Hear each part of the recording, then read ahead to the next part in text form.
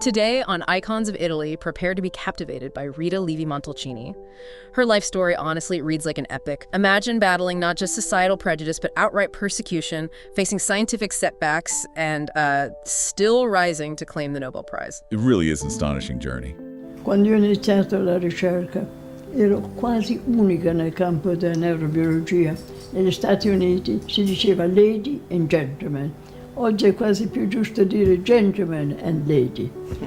È talmente aumentato l'ingresso delle giovani donne con risultati eccellenti nella ricerca. Her journey wasn't some smooth ascent, it was like a climb over mountains of adversity, just a testament to the power of human resilience. What drove her? What shocking moments did she overcome? And how can her story maybe ignite that same fire within you? Stay with us until the very end of this deep dive. You really won't want to miss the profound inspiration that awaits. We've gathered a rich collection of sources to unpack her incredible life. There's an intimate interview with Rita herself after her Nobel win, a compelling audio biography, and two insightful written reflections on her enduring impact. Our mission today is to truly understand how Rita Levi Montalcini not only shattered these formidable personal and professional barriers, but also achieved scientific greatness and, well, dedicated her life to the betterment of humanity. It's a story just brimming with aha moments. To give you just a glimpse, in that Nobel interview, she actually confessed that the year after the award felt utterly catastrophic. Right, she said she was so unprepared for the overwhelming demand. Exactly. Okay, let's really delve into this. What immediately grabs you is that stark contrast, isn't it? You know, the absolute pinnacle of scientific achievement leading to a period she describes as catastrophic. It really makes you wonder about the real, often unseen impact of both, well, extreme hardship and extreme success on an individual.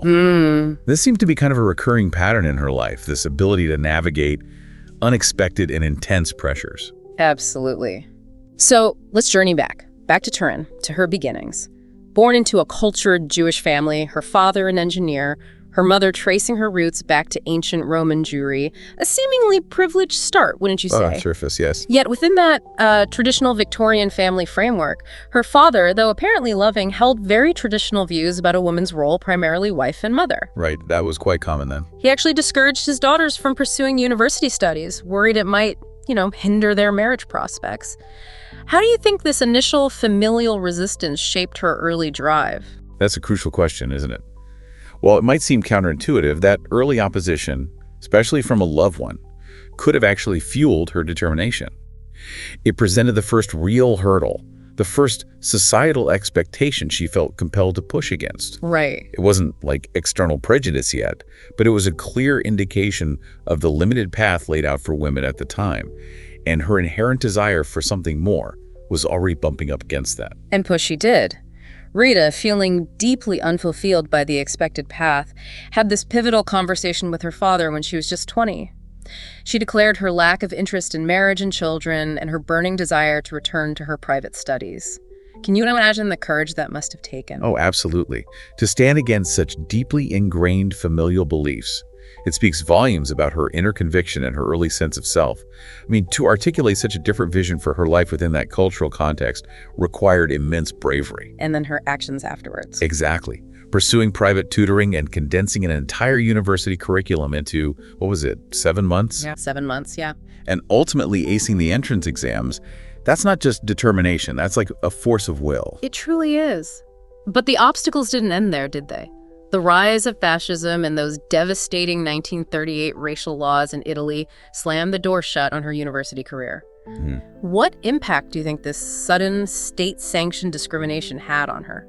This was a profoundly different kind of challenge, wasn't it? I mean, moving from familial constraints to systemic hateful discrimination. Right. The biographical audio piece really brings home the insidious nature of the time, the casual anti-Semitism in newspapers, the vile graffiti. Terribly. Even targeting her brother alongside a figure as globally renowned as Einstein. This wasn't about personal preferences anymore. It was about being deemed, less than human by the state. It became a terrifying reality with the Nazi invasion in 1943. She and her family were forced into hiding in Florence, living under a false name, constantly in fear. How did she manage to maintain her scientific aspirations under such duress? It's almost incomprehensible, isn't it? Living with that constant threat, yet she found the inner strength to continue her research. setting up a makeshift lab in her bedroom. It's just an incredible testament to the resilience of the human spirit and the unwavering power of passion. Absolutely. This wasn't just about intellectual curiosity anymore. It was an act of defiance, really. Yeah. A refusal to let hatred extinguish her purpose. And it was during this dark period that she had a striking realization about her own identity. She reflected on only truly understanding what it meant to be Jewish when the racial laws classified her as inferior. What does that tell you about the nature of prejudice? It starkly illustrates the arbitrary and dehumanizing nature of it. Her identity, something perhaps inherent but not necessarily at the forefront of her daily life, was suddenly weaponized against her by this hateful ideology. Yeah. It highlights how external forces can impose identities and create divisions where they may not have strongly existed before. Yeah. Yet, paradoxically for some, this imposed identity can also become a source of strength and solidarity. That's a good point. Let's turn our attention to her scientific journey. The interview touches on how neurobiology was somewhat of an underdog in the mid-20th century. It faced skepticism compared to fields like physics and molecular biology. There was this emotional barrier, a sense of the brain being too complex, and a real lack of the necessary tools. Right, it was seen as messy, unpredictable, maybe. Why do you think she was drawn to such a challenging and perhaps less glamorous field? That's a great point. Perhaps it was precisely that challenge, that sense of the unknown that drew her in. The established fields might have seemed, well, more predictable. Neurobiology, on the other hand, was a frontier, wasn't it? Ripe for exploration and groundbreaking discoveries. True. And the shift in understanding the nervous system from like a continuous network to individual cells, thanks to Golgi and Kajal, that was still a relatively recent paradigm shift. It suggested a field just full of potential for fundamental breakthroughs. Then came that pivotal invitation in 1947 from Professor Hamburger to Washington University in St. Louis, initially planned as a brief visit, right? That was the plan, yeah. But it blossomed into 3 decades of transformative work in the U.S. How crucial was this opportunity for her career trajectory? Oh, it was absolutely transformative. Yeah. Crucial. It provided not only a sanctuary, from the lingering effects of the war and discrimination, but also access to resources and a scientific community that fostered her research. Yeah, the right environment. Exactly. It underscores the vital role of international collaboration in science and how providing the right environment can unlock extraordinary potential. And it was there, in 1951, at Washington University, that she made her groundbreaking discovery, the nerve growth factor, or NGF. Her collaboration with biochemist Stanley Cohen was instrumental in isolating and identifying this crucial protein. What makes this discovery so significant? Well, what's fascinating here is that NGF essentially revolutionized our understanding of how the nervous system develops and functions. It explained how nerve cells grow, differentiate, and survive. And while the term nerve growth factor is widely used, she herself pointed out that it's not entirely accurate. Oh, interesting. Why? Because it acts specifically on certain types of nerve cells, embryonic sensory and sympathetic neurons. That specificity was actually a key insight. This discovery had huge implications for understanding developmental biology and, later on, for research into neurodegenerative diseases. Wow. Interestingly, though, when she returned to Italy in the 1960s, she encountered a period where her contributions sometimes went unrecognized. Yes, that's right. The sources mentioned her work being overlooked in some publications. She even briefly shifted her research focus to insects. Can you imagine a future Nobel laureate studying cockroaches? Chuckles slightly. Yeah. It highlights the often unpredictable and sometimes frustrating nature of scientific careers, doesn't it? Recognition isn't always immediate or guaranteed, even for groundbreaking work. True. Her willingness to explore different avenues of research, even when facing setbacks in her primary field, demonstrates not only her adaptability, but also her fundamental curiosity about biological processes, really, regardless of the organism. But the tide eventually turned. The interview mentions a significant moment when some of her previous critics in the U.S. organized a conference in her honor just a year before she received the Nobel Prize. That must have felt incredibly validating. Oh, I bet. Yeah, to have your work finally recognized by those who were once skeptical. It speaks volumes about the power of perseverance and the eventual triumph of scientific evidence. It's a powerful reminder that progress isn't always linear, and sometimes you just have to wait for the world to catch up with your discoveries. And then the Nobel Prize in 1986, a monumental achievement. Yet, as she described it, the following year was catastrophic. The sheer volume of administrative and social demands completely overwhelmed her. She even had to resort to antidepressants. It's a surprisingly honest and vulnerable admission. It really is. It underscores the immense pressure and disruption that comes with that kind of global recognition. Scientists are often deeply focused on their research, right? Right, in the lab. And suddenly being thrust into the public spotlight, dealing with constant media attention, administrative burdens, it can be incredibly jarring and isolating. It humanizes these figures we often see as larger than life, and reminds us of the very real personal toll that even great success can take. Even the Nobel ceremony itself in Stockholm, while beautiful, wasn't particularly emotionally impactful for her personally. Yeah, it seems her true passion lay in those quiet moments of discovery. It really does. That speaks volumes about her intrinsic motivation. Her joy wasn't really in the accolades, but in the intellectual pursuit itself, in unraveling the mysteries of the natural world. The ceremony, while a formal recognition, likely didn't resonate with the deep satisfaction she found in her research breakthroughs. She also had an interesting take on a French newspaper initially crediting the Nobel solely to American scientists. While acknowledging the work was done in the US, she emphasized the vital role of her foundational Italian education. That's important. It wasn't an either for her. No, and it highlights the interconnectedness of scientific progress and the importance of foundational knowledge. Her early training in Italy provided the intellectual framework upon which her later discoveries were built. It's a testament to the global nature of science and how contributions from different places and times build upon each other. She also touched on the scientific brain drain from Italy, a concern that clearly resonated with her. She noted how many talented individuals had to seek opportunities abroad due to a lack of funding and merit-based recognition. Yeah, that's a persistent issue in many places. What are the broader implications of this kind of brain drain for a country's scientific future? Well, it can be incredibly detrimental. When talented researchers are forced to leave due to lack of support and opportunity, a nation loses not only their potential contributions, but also the chance to build a thriving domestic scientific ecosystem. It just underscores the critical importance of investing in research and creating an environment where scientific talent can flourish at home. Absolutely. Now, let's delve into her personal approach to her work. She described her early morning routine, 4 a.m. to 9 a.m., as crucial for concentration and what she called creative happiness. Creative happiness, I love that phrase. Me too. What do you think was so special about those early hours for her? Well, those quiet hours, right? Before the demands of the day intrude, they often provide a space for focused thought and uninterrupted concentration. And that term, creative happiness, beautifully encapsulates the joy and fulfillment she found in the deep immersion of her research. Yeah. It suggests that her work wasn't just a task, it was a source of profound personal satisfaction. And for her, the key ingredients for success in research weren't just intellectual prowess, but also tenacity, willpower, belief in one's work, curiosity, and good collaborators. But she also placed a strong emphasis on creative instinct and intuition. How do you see intuition playing a role in scientific discovery? Well, intuition in science isn't about magic, is it?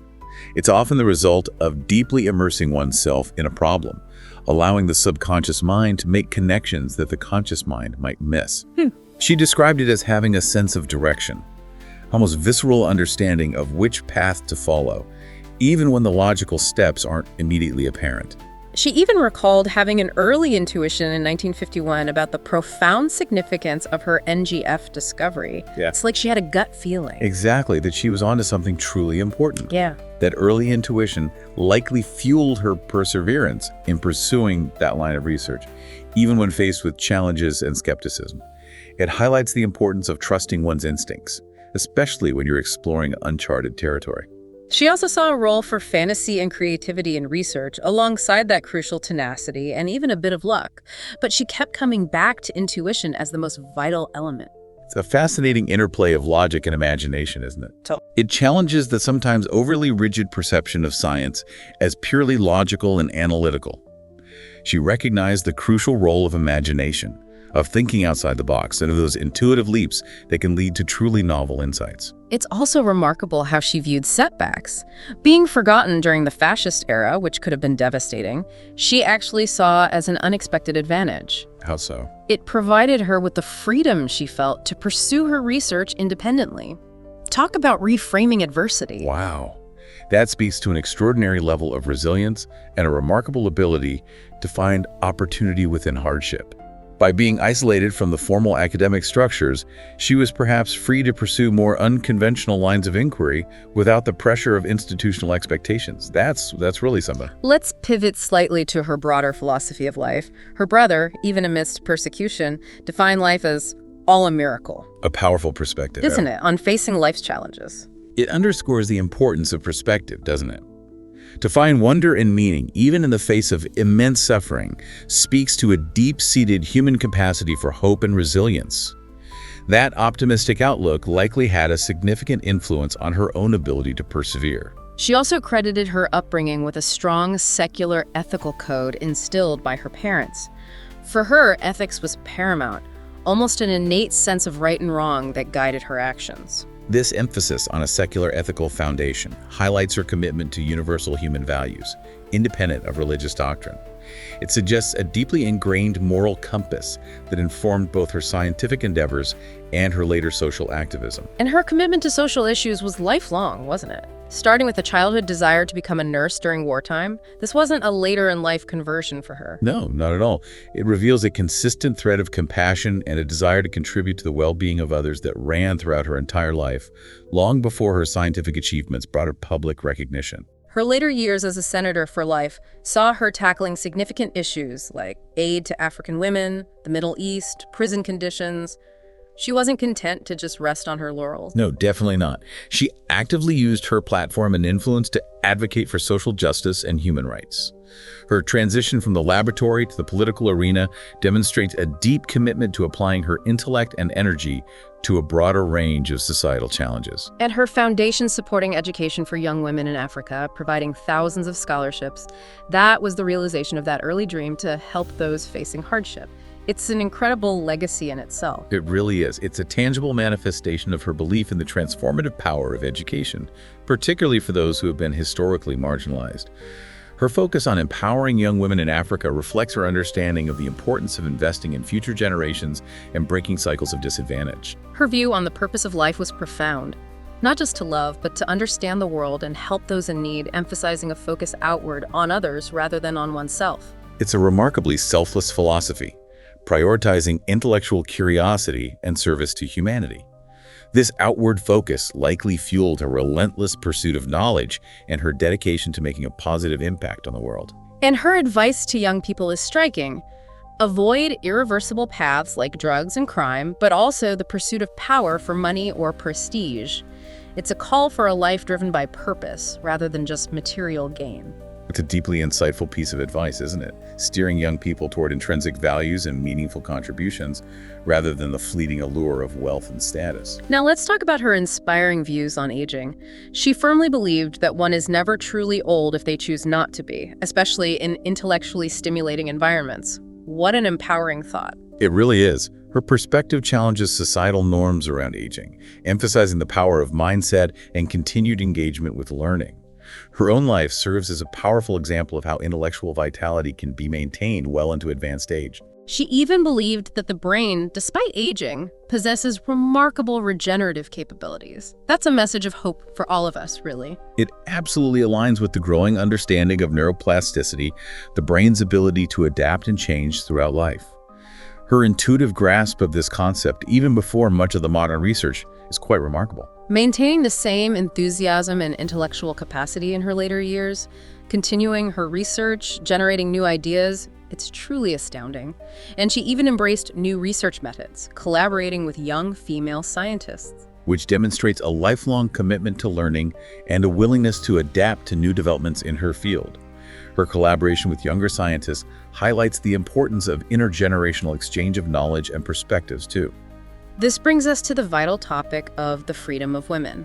Her life, as our sources emphasize, was a powerful fight against the patriarchal societal norms that confined women to the roles of wife and mother. For her, science became a tool for emancipation. How profound is that? It really is profound. Her journey powerfully illustrates how pursuing one's passions, particularly in fields traditionally dominated by men, can be an act of profound liberation.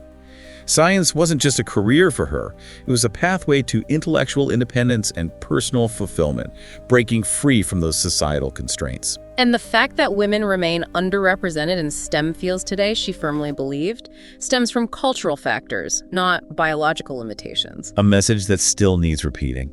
It really does. It underscores the ongoing need to challenge and dismantle gender stereotypes that still discourage girls and women from pursuing careers in science, technology, engineering, and mathematics. Her life stands as such a powerful counter-narrative to these limiting beliefs, proving what women are capable of achieving when given the opportunity. Absolutely. Her life truly was a testament to following one's passions, and she recognized the necessity of a cultural shift to achieve genuine freedom for women. And her father's encouragement to be a free thinker clearly played a significant role, despite his other traditional views. That early paternal encouragement was undoubtedly formative, wasn't it? Instilling in her a sense of intellectual autonomy and the confidence to question and challenge societal expectations. It highlights the crucial impact that supportive figures, even within traditional structures, can have in empowering individuals to break free from limiting norms. And she approached challenges with a positive mindset, a trait she attributed to her parents, which helped her navigate both personal and societal hurdles. It's that Italian spirit, maybe, of non ti preoccupare. Don't worry, finding the positive even in difficulty, as one of our sources highlighted. That optimistic framing of adversity is such a key aspect of her incredible resilience. It allowed her to view obstacles not as insurmountable barriers, but as opportunities for growth and to identify unexpected advantages even in the most challenging circumstances. Her extraordinary success in a profession considered unsuitable for a woman, achieved through sheer courage, clarity of vision, and unwavering rectitude, it leaves an indelible mark on all of us, doesn't it? Absolutely.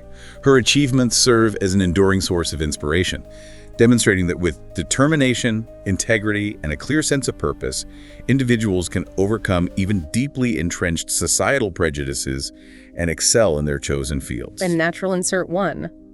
And speaking of groundbreaking achievements and these truly inspiring journeys of Italian icons, if you're captivated by Rita Levi Montalcini's incredible story and share our passion for the beauty and brilliance of Italy, make sure to like, comment, and subscribe to our channel for more fascinating deep dives just like this one. There's a particularly touching story about her connection with elementary school children from Scandiano after she received the Nobel Prize. This really illustrates the profound impact her life had beyond just the scientific community. Oh, this anecdote, yes. It beautifully highlights her humility and her ability to connect with people from all walks of life, regardless of age or background. The fact that these young students were so profoundly moved by her story that they undertook such a meaningful project speaks volumes about her inspiring influence. Their project was the restoration of a long-abandoned Jewish cemetery, not due to vandalism, but simply neglect. These children dedicated themselves to the painstaking work of manually restoring the tombstones. It's such a powerful act of remembrance. It really is. It's a testament to the power of education and empathy. These young minds, guided by their teacher, took it upon themselves to honor a forgotten piece of their local history. And her deep appreciation for their efforts underscores her own values of remembrance, respect, and the importance of connecting with the past. She even began writing a book about this experience, The Children of Scandiano, featuring their observations and letters, and she shared books by Primo Levi with them. Oh, wow. Receiving thoughtful responses. It's this beautiful exchange between generations. This intergenerational connection underscores the vital importance of passing on knowledge and fostering understanding between different age groups. Her engagement with these young students demonstrates her profound belief in their potential and their capacity for deep insight and compassion. Natural insert too. You know, this moving story of intergenerational connection and the power of remembrance truly encapsulates the rich tapestry of Italian history and culture. If you're eager to explore more inspiring figures and uncover hidden gems of Italy, don't hesitate to like, comment, and subscribe to our channel. Even in her advanced years, her work and her enthusiasm remained undimmed, didn't they? She approached each day with a heightened sense of appreciation, understanding the preciousness of time. This reflects such a deep appreciation for life and a continuing sense of purpose. Her ability to maintain such intellectual vitality and engagement well into her later years is truly an inspiration to us all. She held the belief that intellectual capacity doesn't necessarily decline with age, or at least, as she put it, one can delude oneself into believing so. Chuckles. I like that. As evidenced by her ongoing research and groundbreaking insights, it's such an empowering perspective to embrace. It really is. It challenges the common societal narrative of inevitable cognitive decline in old age, suggesting that continued intellectual stimulation and a positive mindset can help maintain cognitive function and a strong sense of purpose throughout life. And she consistently maintained a collaborative spirit in her scientific endeavors, always acknowledging the valuable contributions of her colleagues. The significance of NGF, she often noted, far exceeded her initial expectations. It speaks to her humility and the unfolding nature of scientific discovery. Her gracious acknowledgement of her collaborators and the unexpected impact of her discovery really underscore the collaborative and often serendipitous nature of scientific progress. Science is rarely a solitary pursuit, right? Yeah. And even the most brilliant minds build upon the work of others. Rita Levi Montalcini's life, as we've explored in this deep dive, is just an incredibly potent testament to the indomitable human spirit. From confronting deeply entrenched societal barriers and surviving unimaginable persecution, to achieving Nobel Prize-winning breakthroughs and dedicating her final decades to the pursuit of social justice, her journey is overflowing with these aha moments and profound lessons for every single one of us who holds Italy and its remarkable figures in our hearts. Absolutely. Reflect on her unwavering passion for knowledge, her extraordinary resilience in the face of relentless adversity, and her profound commitment to making a tangible, positive difference in the world. What specific aspects of her truly remarkable story resonate most deeply within you? How can her extraordinary example maybe ignite your own life and your own aspirations, no matter what challenges you might be facing? Her enduring legacy extends far, far beyond the realm of science. It serves as a powerful and timeless reminder of the enduring importance of perseverance, unwavering ethical principles, and a lifelong dedication to both the pursuit of knowledge and actively contributing to the betterment of our shared society. We wholeheartedly encourage you to delve even further into the extraordinary life and groundbreaking work of Rita Levi Montalcini. Her autobiography and her numerous insightful interviews offer even more profound glimpses into her truly remarkable mind and spirit. So what inspiring story from the icons of Italy will you explore next on our channel? Thanks for watching. Subscribe to the channel so you won't miss the next videos.